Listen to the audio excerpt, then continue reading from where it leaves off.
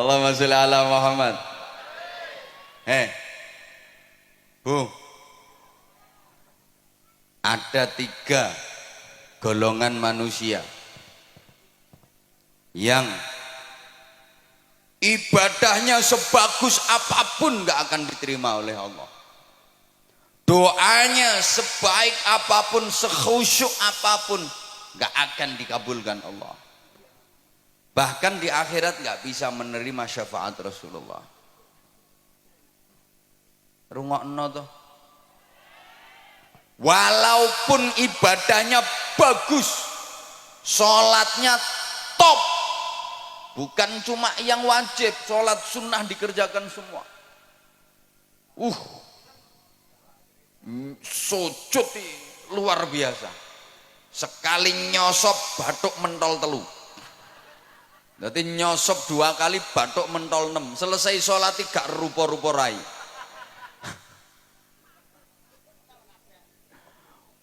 Poso bendino, sodakoh nyah-nyoh, zakat orang mufakat, wiridan sak dalan-dalan maca Quran yo turut ratan. Berangkat haji tiap tahun, dia pergi umroh seminggu 5 kali. Iso ngomahe Mekah kok. Kan omahe Mekah.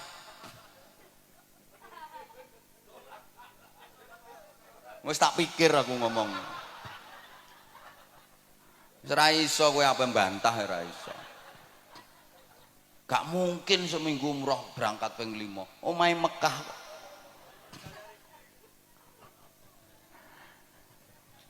Kalau masuk 3 golongan manusia ini percuma. Gak akan diterima Allah. 1, aqul walidain. Anak yang durhaka kepada kedua orang tua. Naudzubillah.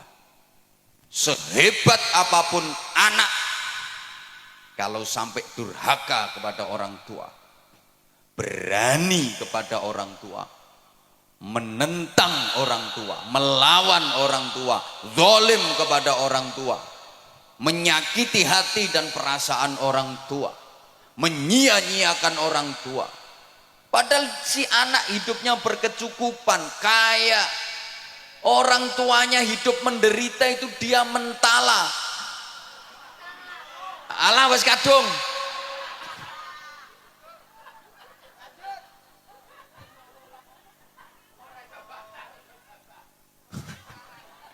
Sing ceramah aku apa sampean?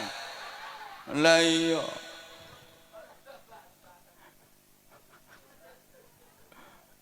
Walaupun ini anak alim, mangan kitab entek 2896, ilmune sundul terop, saking pintere sampai iso ngraji entut.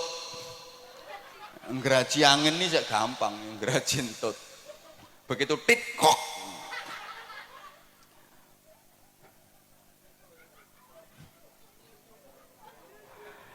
Kalau berani sama orang tua, menyakitkan orang tua, durhaka kepada orang tua, seluruh ibadahnya ditolak sama Allah. Doanya nggak akan dikabulkan oleh Allah. Bahkan di akhirat dia nggak bisa menerima syafaat Rasulullah. Walaupun secara lahiriah orang tuanya seakan-akan bersalah, karena dalam hubungan anak dengan orang tua itu undang-undangnya cuma ada 2 pasal. Pasal 1, orang tua tidak pernah bersalah. Pasal 2, apabila orang tua melakukan kesalahan, kembali ke pasal 1. Ya gak mumet, memang pasalnya cuma 2 kok. Jadi hubungan anak kepada orang tua itu pasalnya cuma 2 undang-undangnya. Pasal 1, orang tua tidak pernah bersalah. Pasal 2, apabila orang tua melakukan kesalahan, kembali ke pasal 1. Sehingga kalau sampai terjadi anak ribut sama orang tua, anak gegeran sama orang tua, demi Allah di apa-apa no sing salah anaknya. Ana sing mikir ketara gak rukun kae.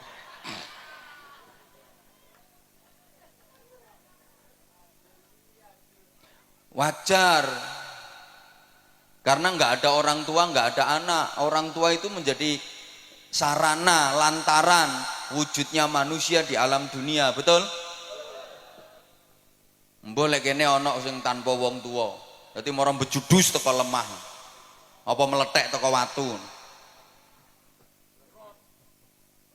Maka saya di mana-mana katakan selamanya anak nggak mungkin bisa membalas budi kepada orang tua, nggak mungkin anak bisa membalas jasa orang tua, nggak mungkin bisa.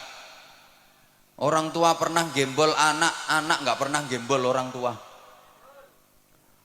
Wong tua tahu ngeden ngetokno anak, anak gak tahu ngeden ngetokno wong tuane. Ngedene yang ngetokno gedang goreng. Loh, orang tua merawat anak itu lama dan ikhlas. Nggak ada yang berharap imbalan. Nah, aku ngerumat kowe sampai 20 tahun. Saiki kon wis dadi tentara. Ayo hitungan sedina aku njaluk upah 50.000. Nggak ada.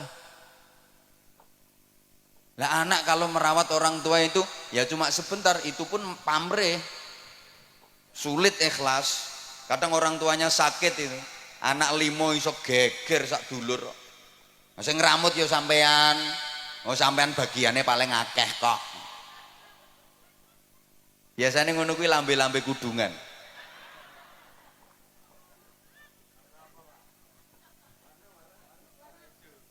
Halo. Halo. Ya.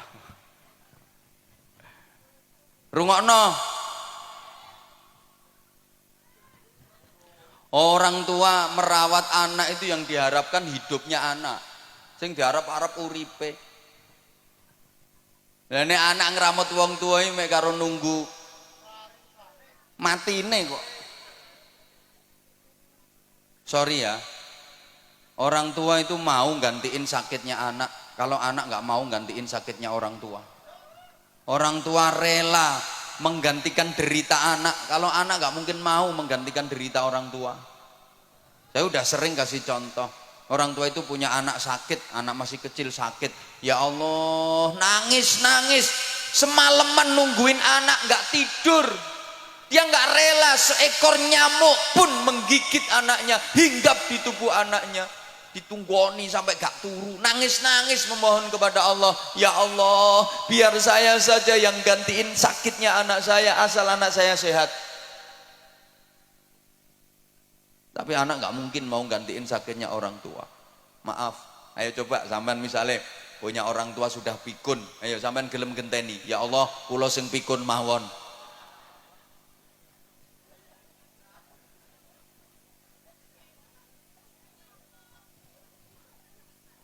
Orang tua tuh punya anak pilek, hidung tersumbat, sing nyumpeli yo umbel, ndak iso ambekan, diapakno? Disedot, dicucup, masya Allah, umbel ya dicucup. Ayo bu, misalnya bapak sampean umbelnya meler, mriki pak, kulo dilatane pak.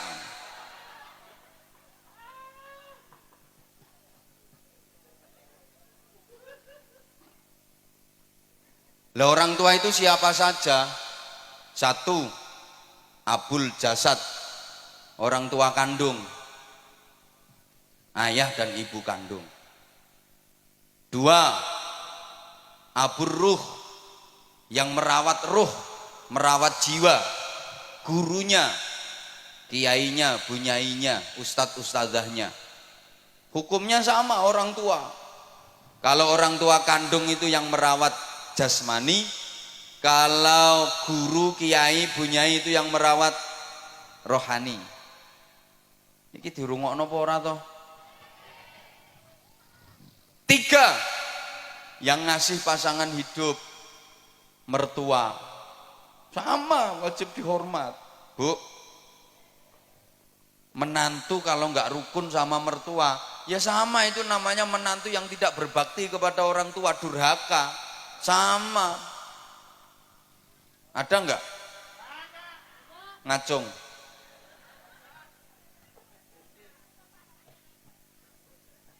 Sing akeh mantu gak rukun karo maratuwa iki mantu wedok. Kenapa? Mohon maaf, penting ini.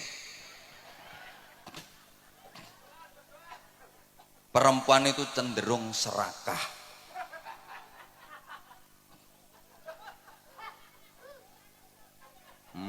Wong lanang serakah ya eneng kok.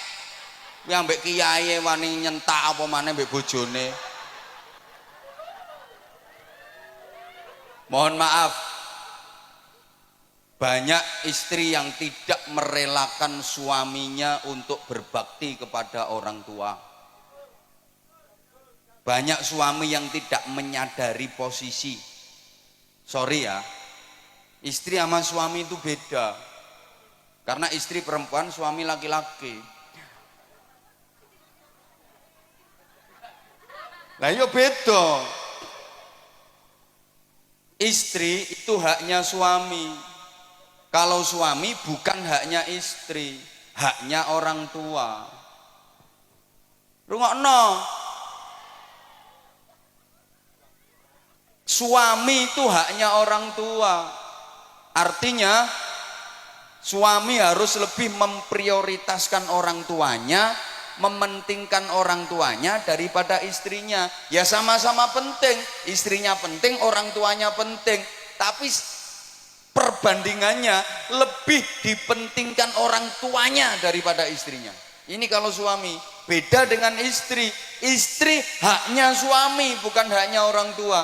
Karena waktu nikah sama orang tuanya sudah diserahkan total kepada suami. Maka istri harus lebih memprioritaskan suaminya daripada orang tuanya. Kalau suami harus lebih mementingkan orang tuanya daripada istrinya. Lah ini yang suka nggak diterima oleh para istri. Suami mau berbakti kepada orang tuanya, dihalang-halangi oleh istrinya. Kadang suami mau ngasih duit ke ibunya, ini si istri ngamuk-ngamuk, diselidiki. Mbok kei pira makmu mau? Mbok kei pira makmu mau? Mbok kei pira? Ya kekno kabeh kono. Kekno kabeh. Ndang ngusungi rono kabeh. Gawa nang gone makmu kabeh kono. Wis, klambimu nang digerono pisan, bantalmu sak sarungmu usungi rono. Engko bengi nang kelon karo makmu kono.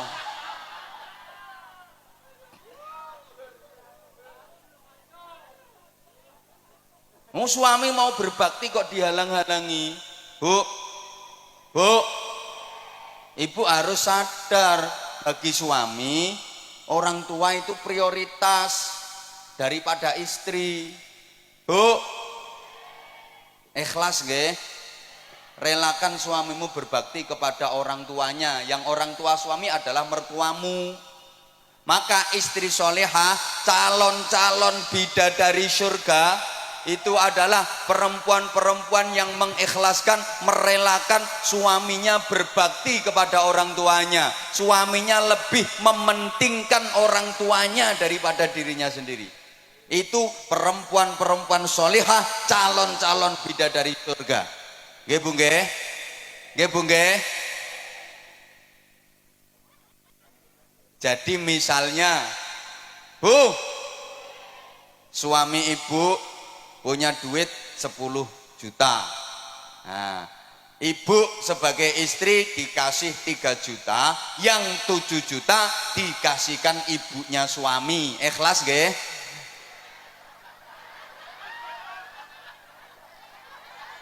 Ikhlas nggih?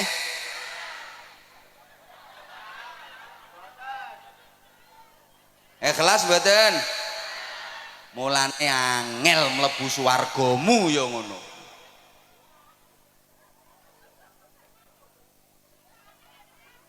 Loh, namanya lebih diprioritaskan ibunya daripada istrinya kok. Jadi nek bojomu kuwi ndek duit 1 juta, sampean sebagai istri dikasih 300.000, yang 700.000 dikasihkan ibunya suami, dikasihkan mertuamu. Ikhlas nggih?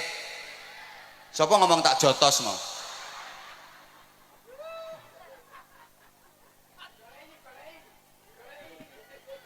jotos deh.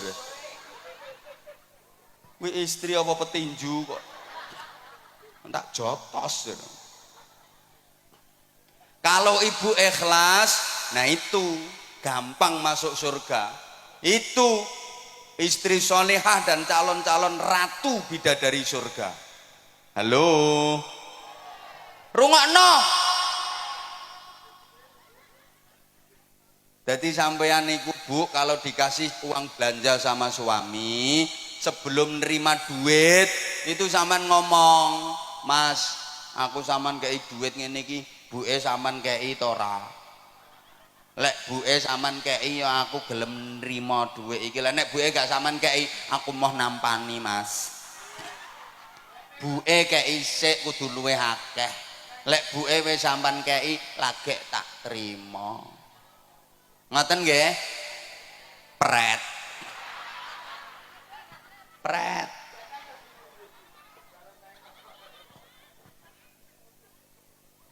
Jadi misalnya ibu dibeliin gelang sama suami, sebelum diterima tuh gelang ngomong, "Ya, aku sampean tukono gelang ini iki, ibu sampean tukono apa ora?" Lek ibu sampean tukono ya aku gelem. Lah nek ibu gak sampean tukono, aku mau nganggo ya, gak gelang-gelangan ra apa-apa. Penting ibu timbang aku. Ibu sing ngramut sampean, sengsara, rekoso mulai cilik gedhekno sampean, sorone ra karuan. Aku petuk sampean wis siap pakai. Aku gelem nganggo gelang iki, tapi ibu ya tukono gelang sing luwih gedhe. Ngoten Bu nggih? Alah ora trimo pret nek iki. Pret.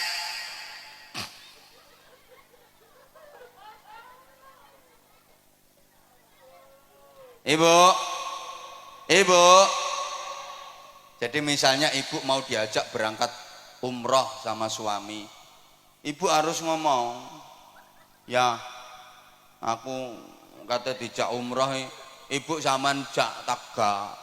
Lek ambek ibu aku ya gelem melu ya. Lah nek ibu gak sampean jak, aku ya mau padha-padhane duwe sampean pas-pasan. Berangkat ambek ibu ae. Aku kari-kari gak apa-apa. Penting ibu timbang aku."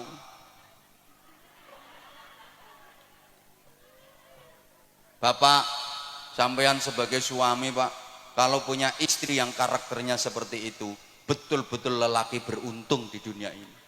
Beja-bejane wong lanang. Subhanallah. Itu istri solihah yang memuliakan suami dunia akhirat. Betul Pak. Kalau Bapak punya istri dengan tipikal seperti itu, aku pesen Pak, ramuten sing apik, jangan sia-siakan. Betul Pak. Perempuan seperti itu Pak, sebelum mati jangan dikubur dulu.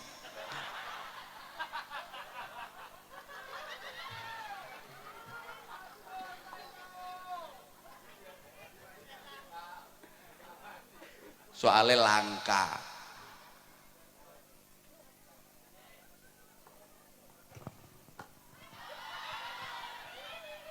Lo udah 1,5 jam loh ini. Yang kedua,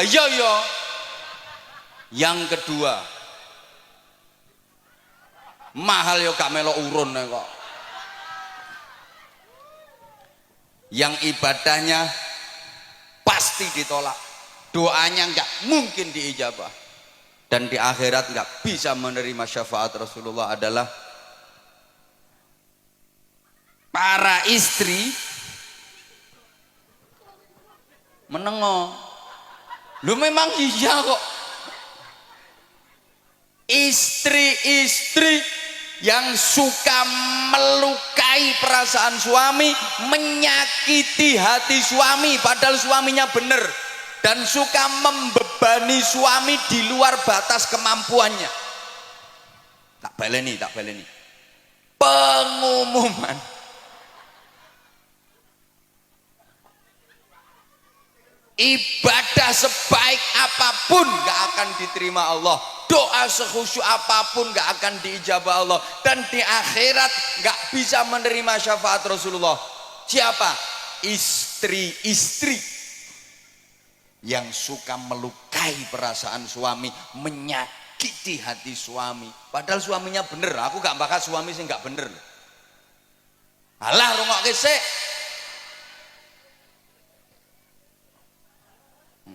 Ucul ya ben balon murah kok. Balon ucul geger ndangak kabeh. Tuku meneh 5.000 kok. Hah? Malah mek 3.000 gegerno pengajian. Halo? Halo? Bu, ini beneran loh Bu. Rasulullah pernah cerita, besok di akhirat itu ada perempuan yang wujudnya enggak wujud manusia, bentuknya enggak bentuk manusia, tapi ndasnya alah ndasnya itu ndas celeng, terus awak menengok lagi, awaknya awak khimar, wis gampangane ndase celeng awake jaran. Hi, ngeri. Ndase celeng awake jaran. Siapa itu?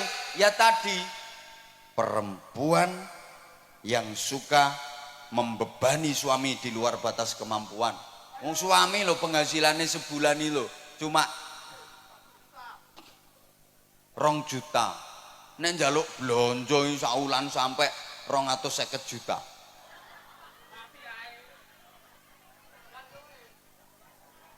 Misalnya perempuan yang suka melukai perasaan suami dan menyakiti hati suami, maka seperti itu akibatnya, ibadahmu gak akan diterima Allah. Tiwas dawir lambemu lah, dikir macam-macam percuma, doa gak diijabah, di akhirat gak bisa mendapat syafaat Rasulullah. Nah sekarang ganti, para suami ya harus fair dong. Yo kok wong wedok ae. Para suami laki-laki rungokno. Yang suka melukai perasaan istrinya, menyakiti hati istrinya, maka akibatnya aku durung tahu krungu keterangannya. Saya belum pernah mendengar keterangannya. Jadi ya saya nggak pernah dengar dalilnya.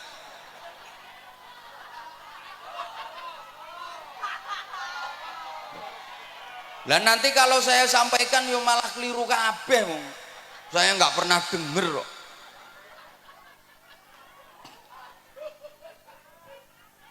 Bagusnya perempuan itu nggak perlu ngerti dalil-dalil yang kayak gitu.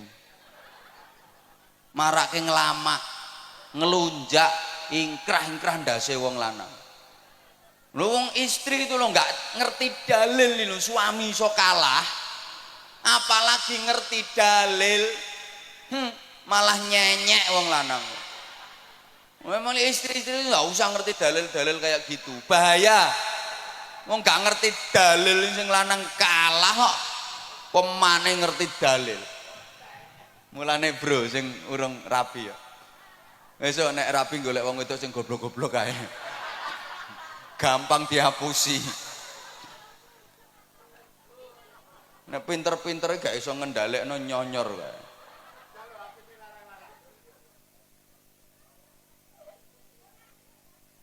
Yang ketiga udah itu berlalu. Yang ketiga, orang yang mutus silaturahim.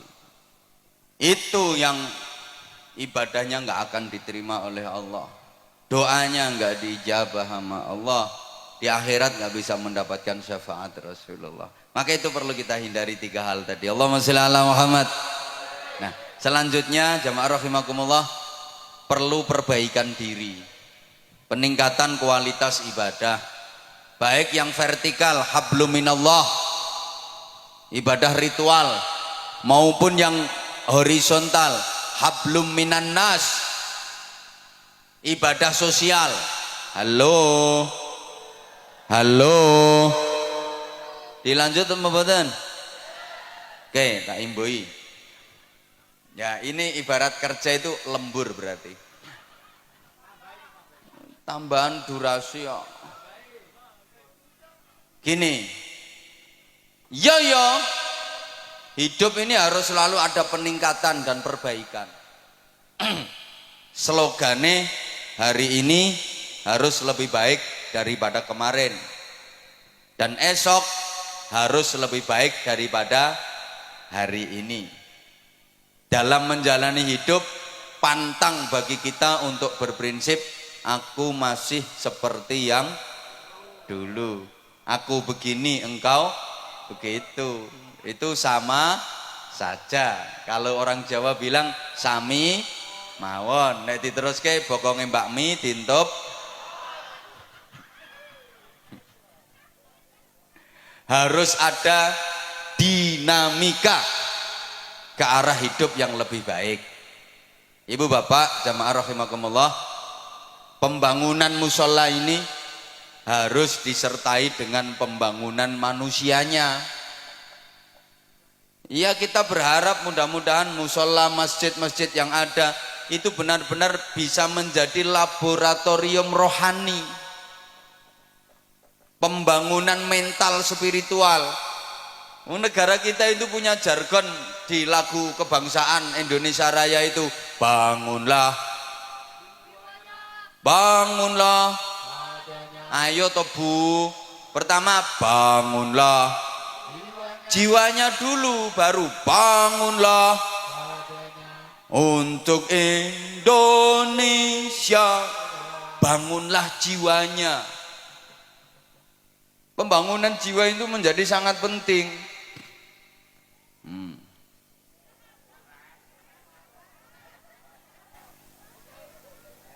Oke. Mohon gelas ini untuk dikeletak.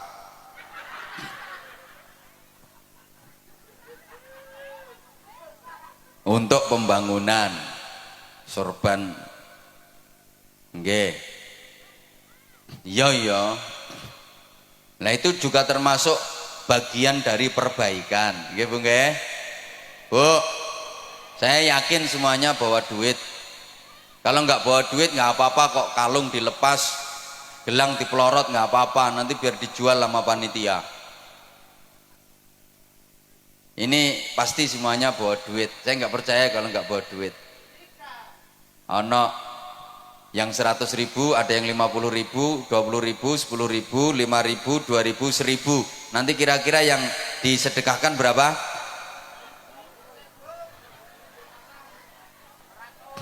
Perlu diingat, sedekah itu yang penting banyak walaupun tidak ikhlas,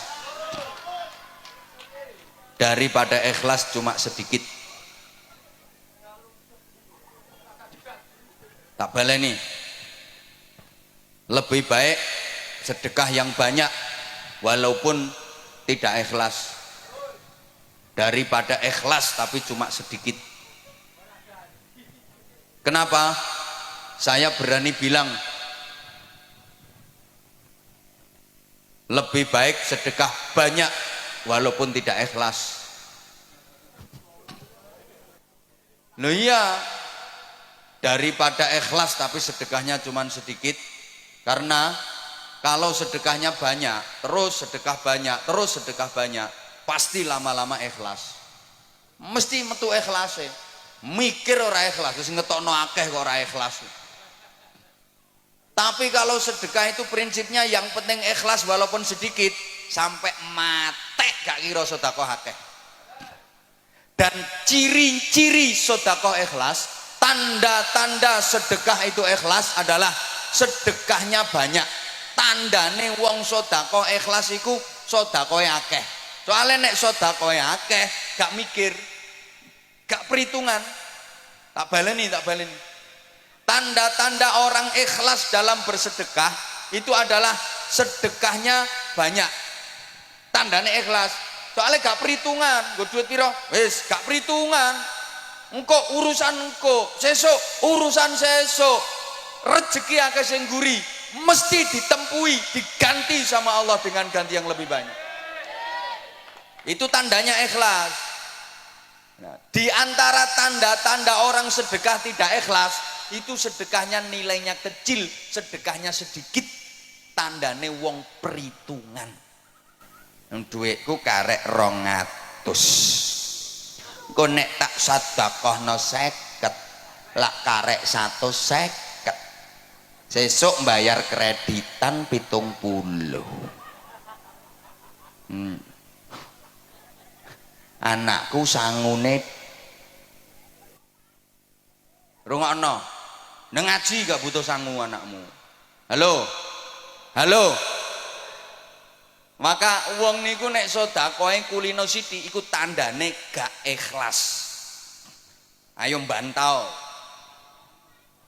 Sedikit banyak itu bukan jumlah dan nominal, tapi prosentase dan pembanding. Ukuran sedikitnya yang ngeleset di bawah sama yang duduk metingkring di atas panggung jelas beda. Jelas beda. Mungkin lek kanggo sampean 500.000 wis akeh. Tapi lek kanggo sing nang dhuwur panggung sithik 500.000 kuwi. Makanya saya bilang bukan jumlah tapi prosentase dan pembanding ukurannya.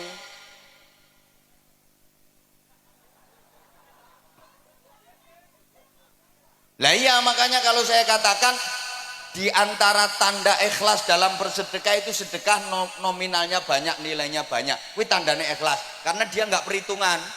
Tandane wong sedekah gak ikhlas itu sedekahnya sedikit karena dia perhitungan. Halo. Orang yang beramal di dunia tanpa perhitungan, besok di akhirat Allah yo gak perhitungan, langsung dimasukkan surga sama Allah. Itu namanya masuk surga tanpa hisab. Tanpa hisab itu tanpa perhitungan. Siapa yang dimasukkan surga tanpa hisab, tanpa perhitungan? Ya orang-orang yang waktu di dunia amalnya tanpa perhitungan. Malaikat yang meriksa itu langsung didhawuhi sama Allah, kasih instruksi. Malaikat, itu orang waktu di dunia amal tanpa perhitungan. Udah sekarang langsung masukkan surga tanpa diperhitungkan amalnya. Cepet tuh orang Bojonegoro kok. Langsung ke surga.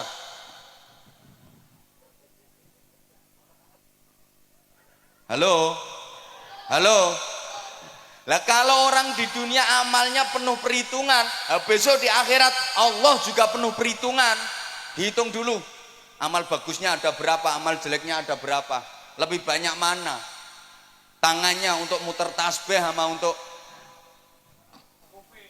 kopek jarene. Lebih banyak mana itu? Diperhitungkan semuanya.